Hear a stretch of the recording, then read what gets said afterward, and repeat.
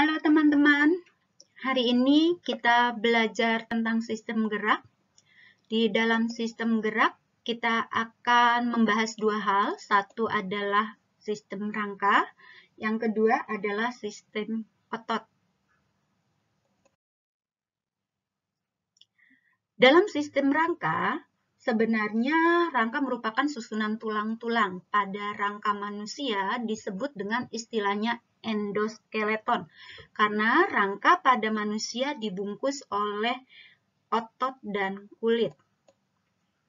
Rangka merupakan alat gerak pasif, jadi untuk terjadinya sebuah gerakan ternyata rangka bekerja sama dengan otot.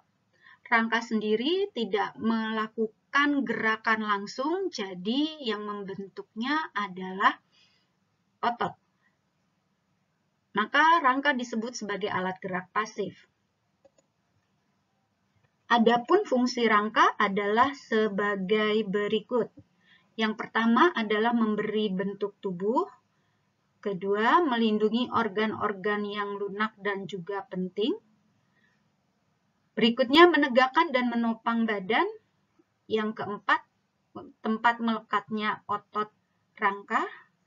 Yang kelima adalah tempat penyimpanan mineral, karena tulang itu sendiri tersusun dari kalsium ataupun juga garam-garam organik lainnya.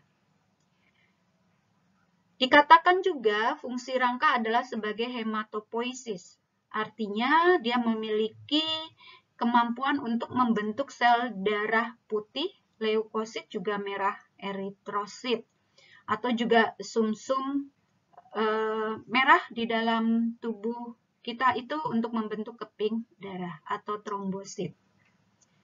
Dikatakan sebagai imunologis peranannya sistem rangka karena di dalam sumsum tulang itu nanti menghasilkan limfosit yang berperan sebagai penghasil antibodi. Jadi untuk membantu pertahanan tubuh. Di dalam sistem rangka, tulang-tulang ini akan terbagi menjadi dua. Satu rangka aksial, rangka sumbu tubuh. Yang kedua adalah rangka apendikuler. Ini terkait dengan alat gerak. Rangka aksial yang pertama itu terdiri dari tulang tengkorak. Tulang tengkorak tersusun dari banyak tulang, antara lain frontal, tulang bagian dahi, parietal, tulang ubun-ubun, oksipital, tulang kepala bagian belakang, temporal, tulang samping, sphenoid, tulang baji, letaknya di depan temporal, kemudian di depannya sphenoid lagi, ini adalah ethmoid, tulang tapis. Kemudian di sini ada nasal, tulang hidung, kemudian ada lacrimal, ini tulang rongga mata. Kemudian ada maksila, maksila adalah tulang rahang atas, tulang rahang bawahnya mandibula. Ini adalah tulang pipi atau kita sebut dengan zigomatik. Tulang belakang terdiri dari memanjang dari atas ke bawah. Tulang belakang ada cervical, ini tulang bagian leher, jumlahnya 7 ruas. Kemudian bagian punggung kita sebut torak atau torakal, jumlahnya 12. Di bawahnya ada lumbar, ini tulang pinggang, jumlahnya ada 5. Kemudian ada sakrum atau sakral, jumlahnya ada 5. Dalam perjalanannya, sakrum ini tidak tampak 5 buah tulang. Jadi tampak 1 buah tulang karena tulang yang satu dengan yang lainnya tidak dapat dibedakan. Yang paling bawah ini adalah coccygus, adalah tulang ekor yang jumlahnya 4. 4 ini juga bergabung menjadi 1, jadi tampak 1 buah tulang. Yang berikutnya adalah tulang dada dengan tulang rusuk. Tulang dada ada di depan ini, itu ada 3 buah tulang. Yang paling atas kita sebut dengan manubrium sterni, ini adalah tulang dada kepala, ini adalah tulang dada badan, kita sebut corpus sterni, ini adalah taju pedang, atau kita sebut dengan prosesor sigmoid. Jadi ada kepala, badan, taju pedang. Sedangkan tulang rusuknya itu dari nomor 1 sampai nomor 12. Jadi ada 12 pasang terdiri dari 3 macam. Yang pertama, ruas yang 1 sampai 7 itu adalah tulang rusuk sejati. Disebut sejati karena bagian belakangnya melekat dengan tulang belakang, bagian depannya melekat dengan tulang dada. Kemudian ada rusuk palsu. Rusuk sejati kita sebut juga costa vera. Rusuk palsu kita sebut dengan costa sporia. Disebut palsu karena bagian belakangnya melekat dengan tulang belakang, tapi bagian depannya dia melekat dengan tulang rusuk yang ada di atasnya. Jadi tidak melekat pada tulang dada untuk bagian depan. Yang ketiga adalah tulang rusuk melayang atau costa fluctuantes. Jadi disebut melayang karena bagian belakang melekat dengan tulang belakang, tetapi depannya ini dia menggantung, tidak berhubungan dengan tulang di atasnya. Untuk rangka apendikuler terdiri dari anggota gerak atas dengan penyangganya atau penghubungnya adalah gelang bahu. Di sini ada klavikula. Klavikula kita sebut juga nanti dengan istilahnya adalah tulang selangka. Kemudian ini yang seperti segitiga pipi, ini adalah scapula atau kita sebut dengan belikat. Jumlahnya masing-masing 1 pasang karena ada kiri dan kanan. Humerus adalah tulang lengan atas, bentukannya adalah pipa, kemudian ini penyambungnya. Di bawah ini ada 2 tulang. Satu adalah radius, kita sebut juga dengan tulang pengumpil. Kemudian ulna adalah tulang hasta. Pada tulang pengumpil atau radius ini memiliki ciri khas dia lurus dengan ibu jari. Takannya jadi lurus ibu jari. Kemudian ini adalah karpal atau pergelangan tangan. Jumlah tulangnya ada 8. Tulang-tulangnya di sini bentukannya pendek. Kemudian ini adalah telapak tangan kita yang disebut metakarpal. Ada 5, kalau kiri kanan berarti ada 10. Ini adalah ruas-ruas jari tangan atau phalanges yang terdiri dari 14 tulang, di mana setiap jari itu ada 3 tulang, kecuali ibu jari itu tersusun 2 tulang.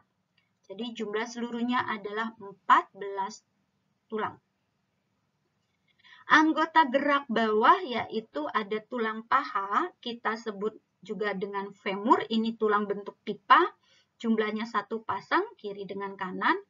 Kemudian ini adalah tempurung lutut, patella, bentukannya nanti ini adalah tulang yang bulat juga. Kemudian di sini ada tibia. Tibia itu adalah tulang kering yang bagian depan, sedangkan fibula yang bagian belakang itu adalah tulang betis. Juga sama bentukannya adalah tulang pipa. Pergelangan kaki kita sebut dengan tarsal. Kalau pergelangan tangan tadi jumlahnya 8, ternyata di sini jumlahnya 7. Kemudian ada telapak kaki metatarsal, itu 5 tulang, dan phalangesnya, ruas-ruas jari itu ada 14 tulang. Anggota gerak bawah dengan sumbu tubuh itu dihubungkan dengan gelang bahu. gelang panggul. Gelang panggul terdiri dari 3 macam tulang. Kalau ini ada sakrum, sakrum kalau kita ingat adalah lanjutan dari tulang bagian belakang. Bawahnya sakrum itu adalah coccygeus, tulang ekor.